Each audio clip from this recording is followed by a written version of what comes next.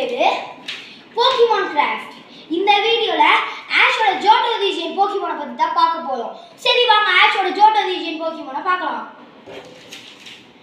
Ash Johto ரீஜியன்ல ஆஷோட first Pokemon Heracross.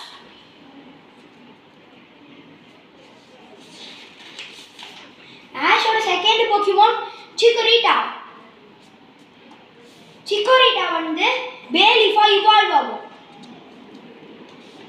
ஆஷோட third Pokemon டோட்டடைல்.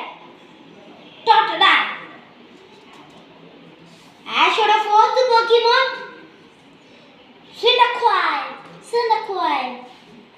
சிண்டக்குயில் வந்து பேலீஃபா இவால்வ் ஆகும். ஆஷோட ஃபிஃப்த் போக்கிமான் வந்து நாக்டா. ஆஷோட சிக்ஸ்த் போக்கிமான் வந்து பீகிள்.